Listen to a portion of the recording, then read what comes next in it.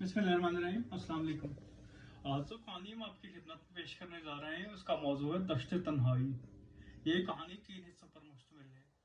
आज हम इसका पहला हिस्सा आपकी खिदमत में पेश करेंगे।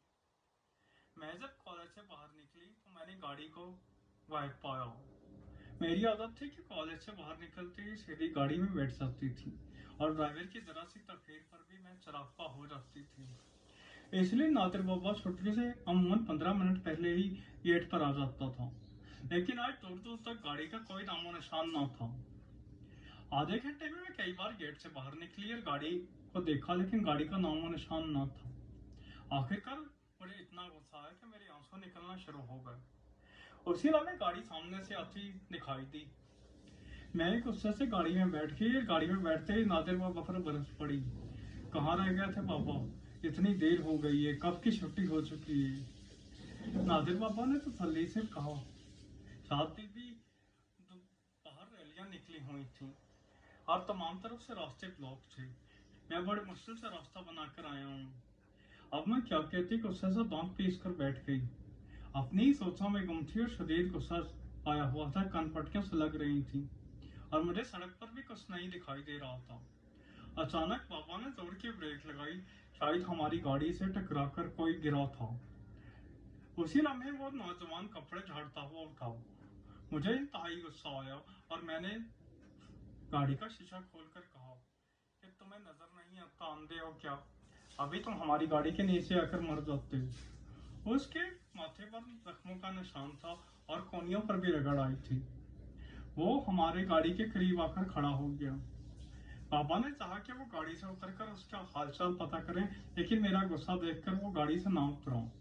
मैंने पापा से कहा कि बाबा चलो गाड़ी चलाओ, ये अभी मरा नहीं है। इससे पहले कि उस नौजवान की हमदर्दी के लिए कुछ लोग वहां जमा होते, पापा ने मेरा मूड बिगड़ता देखते ही गाड़ी को तेज कर दिया। इसके बाद मैं इस वाक्य को सरासर भूल गई। इससे कुछ दिन बाद तकरीबन 9-10 बजे रात एक दिन हमारे फोन की घंटी बजी। वैसे अम्मी और वो छत पर सो रहे थे, इसलिए फोन की कॉल मैंने ही उठाई। तो उसी तरफ से आवाज आई। उस दिन तो आपने मुझे मारने का पक्का प्रोग्राम बना लिया था, वो तो अल्लाह ने मुझे बचा लिया। क्या खूबसूरत चेहरे इतने संगदिल होते हैं। मैं मुस्कुराने लगी और मैंने कहा देख कर चला करो। मुझे अंदाजा हो गया ये वही नौजवान है जो कि उस दिन हमारी गाड़ी के नीचे आने लगा था। ये कहकर मैं फोन बंद करने लगी थी कि मेरे कानों में दोबारा आवाज आई। अल्लाह ने अगर अच्छी सूरत दी है तो उस पर घमंड करने की कोई जरूरत नहीं होती। जिसने अच्छी सूरत दी है वो वही अच्छी सूरत वापस भी ले सकता है। इसकी बेहुदा बातों मुझे कोई समझ नहीं आ रही थी और मैं सुनना भी नहीं चाहती थी, इसलिए मैंने फोन बंद करना ही मुनासिब समझा और मैं बिस्तर पर लेट गई। अगले दिन जब मैं सुबह उठी तो मुझे लगा कि मेरा सर कुछ दर्द है और दिल चाहा कि आज कॉलेज ना जाऊं। अम्मी उसी लम्हे कमरे में आ गई और कहने लगी शादाब आज कॉलेज ना जाओ, तुम्हारे चाचा दुबई से आ रहे हैं और इनके लिए कुछ तैयारियां वगैरह भी करनी है। कुछ सामान लेकर आना है, नहा धोकर तैयार हो जाओ। नाश्ते के बाद मैं नहा धोकर तैयार हुई तो अम्मी ने मुझे लिस्ट पकड़ा दी और कहने लगी कि जाकर ये तमाम का तमाम सामान खुद ही बाजार से ले आओ, मुझे कुछ और तैयारियां भी करनी है। मैं नादिर बाबा के साथ गाड़ी में बैठ गई और मैंने नादिर बाबा से कहा कि घर के करीब ही एक जनरल स्टोर है, वहां से कुछ चीजें लेते हैं, बाकी तमाम की तमाम खरीदारी सदर बाजार से करेंगे। बाबा ने मेरी बात से इत्तेफाक किया और वो जनरल स्टोर जाकर रुक गया। मैं उतरी और लिस्ट पर लिखे हुए नाम जनरल स्टोर जाकर बताना शुरू कर दिए। जब मैंने सर उठाया तो सामने सेल्स काउंटर पर वही नौजवान बैठा हुआ था जो कि उस दिन काले शर्ट और नीली पैंट में मलबूस हमारी गाड़ी के नीचे आया था।